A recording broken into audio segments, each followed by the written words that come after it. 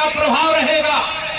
और 8 दिसंबर के बाद एक तरफ भारत सरकार के मंत्री प्रोफेसर एसपी सिंह बघेल जी, प्रदेश सरकार के हमारे कैबिनेट के साथी और आपके विधायक आदरणीय जयवीर जी, और मैनपुरी के आप सबके आशीर्वाद से 8 तारीख को सांसद बनकर के दिल्ली पहुंचने वाले श्री रघुराज साक्य जी। और मैं आपको आश्वस्त करके जा रहा हूं, 8 दिसंबर के बाद मैं फिर आऊंगा, आप सबसे मिलने आऊंगा। आप सबके सामने जो समस्याएं हैं उनके समाधान करने के लिए एक चौपाल का भी आयोजन यहां पर आयोजन करेंगे, और जो समस्याएं होंगी उनके समाधान का रास्ता भी निकालने का काम करेंगे। मेरे बड़े भाइयों, बुजुर्गों, नौजवान दोस्तों, 5 दिसंबर को होने वाला चुनाव, ये समाजवादी पार्टी को मैं बहुत दिन से समाजवादी पार्टी कह रहा हूं, लेकिन समाजवादी पार्टी बनाने का मौका आपके हाथ में है। बनाओगे? दोनों हाथ उठा बताओ, बनाओगे? समाजवादी पार्टी को समाजवादी पार्टी बनाने का काम आपको 5 दिसंबर को केवल थोड़ा सा कष्ट उठाना है, अपने घर से निकल करके मतदान केंद्र तक जाना है, केवल कमल के फूल की बटन दबाना है। समाजवादी पार्टी बनेगी, गुंडागर्दी का अंत करने का काम होगा, भ्रष्टाचार का अंत करने का काम होगा। यहाँ के किसानों, यहाँ के मजदूरों, यहाँ के बुजुर्गों का कोई अपमान करने का साहस नहीं करेगा। मैं तो उत्तर प्रदेश के अंदर 2014 में सांसद बना था फूलपुर लोकसभा से। मेरी पार्टी के नेतृत्व ने मुझे उत्तर प्रदेश भारतीय जनता पार्टी का अध्यक्ष बनाया। 2017 के विधानसभा चुनाव में श्री अखिलेश यादव जी उत्तर प्रदेश के मुख्यमंत्री थे। गुंडागर्दी, दंगागर्दी, अपराध, भ्रष्टाचार चरम सीमा पर था, और उसका अंत करने का काम उत्तर प्रदेश की महान जनता ने किया, और हमें 325 विधायक देने का काम किया उत्तर प्रदेश में। 325 बड़े बड़े दावे करने वाले 2022 के चुनाव में मैनपुरी के लोगों को डरा दिया कि हम 400 सीटें जीतने जा रहे हैं, और जीत करके 10 मार्च को आएंगे तो देख लेंगे। कह रहे थे कि नहीं कह रहे थे? बताओ जोर से, कह रहे थे कि नहीं कह रहे थे? और ये धमकी दे रहे थे। कई लोग डर भी गए होंगे, क्योंकि लगातार 40 साल से डराया जा रहा है, धमकाया जा रहा है। वोट डालने के बाद शाम को फिर आके घटना कई प्रकार की घटाने का काम किया जाता रहा है, तो लोग दबाव में थे।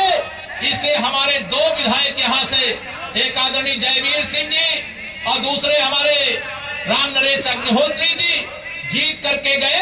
अन्यथा 2022 ही आप चौका लगा देते, चारों विधायक मैनपुरी के जिता करके भेज देने का काम करते।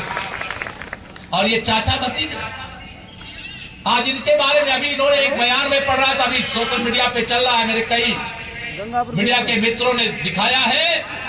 श्री रघुराज सिंह साक्य जी को कहा गद्दार है। गद्दार नहीं, वह राष्ट्रभक्त है। माननीय नरेंद्र मोदी, माननीय अमित शाह, माननीय योगी आदित्यनाथ जी, हमारे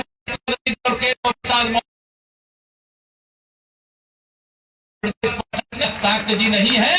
यहाँ पूरा मंच, संपूर्ण नेतृत्व देश और प्रदेश का वह आपका प्रत्याशी है। और आज सबसे अपील कर रहा हूं कि आप कमल के फूल पर वोट दे करके करारा जवाब 5 तारीख को देने का काम करिएगा। आज कल भतीजा माननीय मुख्यमंत्री जी आए थे करहल में, मालूम है ना, आए थे करहल में आए थे, और फिर आने वाले 2 तारीख को मैनपुरी का क्रिश्चियन मैदान है। कौन सा क्रिश्चियन मैदान है ना, और उस मैदान में आने वाले हैं। मुख्यमंत्री जी की सभा में भी जरूर जाइएगा। उन्होंने कहा कि श्री शिवपाल सिंह यादव को उनके भतीजे श्री अखिलेश यादव ने फुटबॉल बना दिया। तो श्री अखिलेश यादव जी, उन्होंने कहा था कि पेंडुलम बना दिया। तो श्री अखिलेश यादव जी फिजिक्स के प्रोफेसर बनकर के ज्ञान देने का काम कर रहे थे कि पेंडुलम परिवर्तनकारी होता है। परिवर्तन तो होने जा रहा है। मैनपुरी की जनता ही 5 तारीख को परिवर्तन करके समाजवादी पार्टी को उखाड़ करके फेंक देने वाली है। और उन्होंने, इनके चाचा श्री शिवपाल सिंह ने कहा कि रघुराज साक्य जी गद्दार, और जो भाषा उन्होंने प्रयोग किया है वो भाषा भी मैं आपके सामने प्रयोग नहीं करना चाहता, आप सबको देखने और सुनने को मिल जाएगा। उन्होंने जिस प्रकार से विधानसभा में सत्र के दौरान श्री अखिलेश यादव जी का अहंकार आकाश पर चढ़ करके बोल रहा था, मेरे लिए अपशब्दों का प्रयोग किया था, आज उसी प्रकार से उनके चाचा शिवपाल सिंह ने मेरे रघुराज सिंह साक्य के लिए अपशब्दों का प्रयोग किया। और मैं इनको कुछ और नहीं कहना चाहता, केवल इतना ही कहना चाहता हूं, हम तुम्हारे गाली का जवाब गाली से लेकर अपने संस्कार खराब नहीं करना चाहते। हम तुम्हारी गाली का जवाब कमल के फूल की बटन दबा करके देंगे, ब्याज के साथ हिसाब चुकता करने का काम करेंगे, तुम्हारे अहंकार को चकनाचूर करने का काम करेंगे। और आप सब लोगों से हमारी देश और प्रदेश की सरकार जब से बनी है, बताइए मैनपुरी में गुंडागर्दी खत्म हुई है कि नहीं, कम हुई है कि नहीं, बताओ दोनों हाथ उठा करके। बड़े बड़े अपराधी, बड़े बड़े माफिया आज जेल के सीटों के पीछे हैं, और जो बचे हैं 8 तारीख के बाद देखेंगे उनको कौन बचाता। 8 तारीख तक चुनाव आचार संहिता हम कुछ बोलना नहीं चाहते। हम लोकतंत्र और संविधान की मर्यादा के अनुसार, चुनाव आयोग के आदेश के अनुसार चुनाव लड़ रहे हैं। ये धनबल के आधार पर सोचते हैं मैनपुरी को जीत लेंगे, मैनपुरी के लोगों को हरा देंगे, बाहुबल के आधार पर कब्जा कर लेंगे। अरे तुम्हारे पास धनबल हो सकता है प्रदेश के गरीबों को, किसानों को, मजदूरों को लूट करके, बाहुबल हो सकता है लंबे समय तक शासन करने के कारण, लेकिन आज तुम्हारे पास जनता का बल नहीं है, जनबल नहीं है।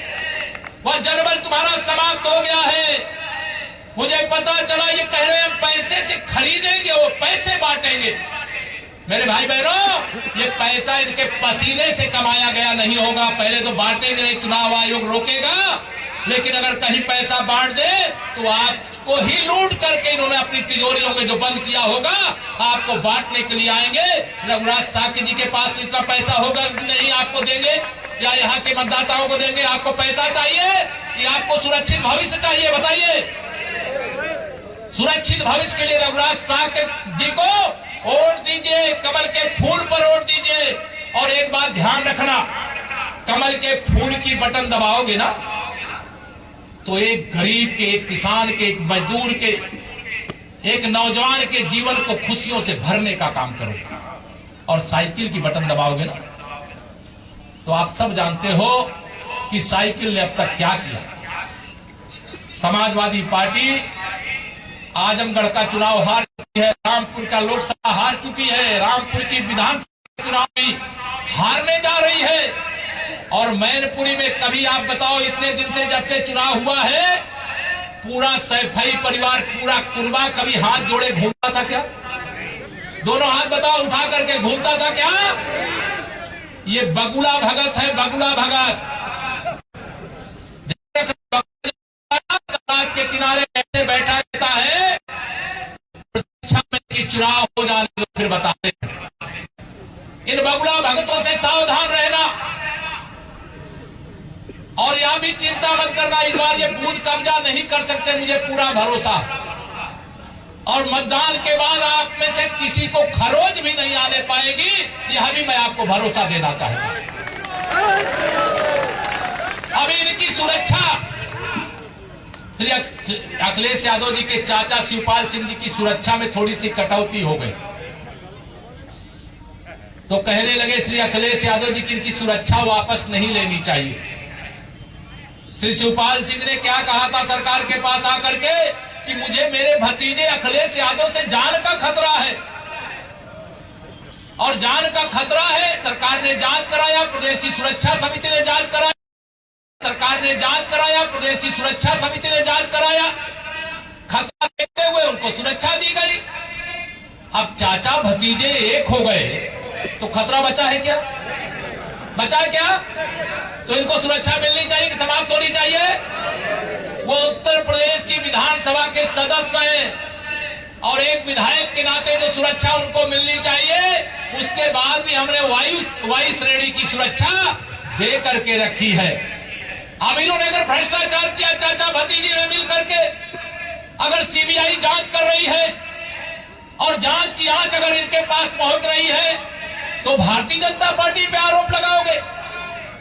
भारतीय जनता पार्टी पर आरोप लगा करके अगर आपने भ्रष्टाचार किया है तो उससे बच नहीं पाओगे। अभी तो जांच की शुरुआत हुई है, आगे आगे देखिए होता है। उत्तर प्रदेश में समाजवादी पार्टी की गुंडागर्दी, दंगागर्दी से लोग त्रस्त थे, इसलिए लगातार 4 चुनाव हारे हैं। 2014 के लोकसभा चुनाव में उत्तर प्रदेश की महान जनता ने हमें 73 सांसद दिए। 2017 में 325 विधायक दिए। सपा बसपा कांग्रेस के गठबंधन के बाद भी 2019 में हमें 64 सांसद दिए। अब आजमगढ़ से दिनेश लाल यादव निरहुआ और रामपुर से घनश्याम लोधी जी के रूप में 2 और सांसद दे करके हमें यूपी से 66 सांसद देने का काम किया और 8 दिसंबर को 66 की जगह 67 सांसद बनाने का दायित्व आप सब लोगों के ऊपर मैं छोड़ करके जा रहा हूं। 2019 हारे, फिर 2022 का विधानसभा चुनाव अभी जो बीता है, जिसमें आदरणीय जयवीर जी और आदरणीय अग्निहोत्री जी को आपने जिता करके भेजा। उत्तर प्रदेश की जनता ने हमें 271 विधायक दिए। माननीय योगी आदित्यनाथ जी के नेतृत्व में प्रचंड बहुमत की सरकार हमारी चल रही है। इनको मालूम है कि अभी 2024 में जब लोकसभा आएगा तब भी इनका खाता खुलने वाला नहीं है। मुझसे पत्रकार मित्र पूछते हैं कि 24 में केशव जी आप लोग कितना जीतोगे। मैंने कहा यूपी में 80 लोकसभा सीटें, 80 में से केवल 80 सीटें जीतेंगे। 2027 के विधानसभा चुनाव में समाजवादी पार्टी का सुपड़ा साफ हो चुका है। समाजवादी पार्टी 27 से पहले समाजवादी पार्टी बन जाएगी। समाजवादी पार्टी एक डूबता हुआ जहाज है, अस्त होता हुआ सूर्य है। इनका कोई वर्तमान नहीं, अब इनका कोई भविष्य नहीं है। परिवारवाद समाजवाद नहीं होता, परिवारवाद होता है और समाजवाद समाजवाद होता है। समाजवाद का नाम लेकर के परिवारवाद करने वाले चाचा विधायक, पत्नी को सांसद, पति भी विधायक, आजमगढ़ सीट खाली हुए तो भाई को टिकट। क्या कोई यदुवंशी नहीं बचा था क्या? कोई समाजवादी पार्टी का कार्यकर्ता नहीं बचा था क्या? अगर ये और किसी को टिकट देते तो माना जाता समाजवाद का कोई एक अंश भी इनके अंदर है। ये समाजवादी नहीं, ये शुद्ध रूप से परिवारवादी और गुंडागर्दी करने वाले लोग हैं। अपराधियों का संरक्षण करने वाले लोग हैं, माफियाओं का संरक्षण करने वाले लोग हैं। और उत्तर प्रदेश से यह युग अब समाप्त हो गया है, आप सबके आशीर्वाद से समाप्त हो गया है।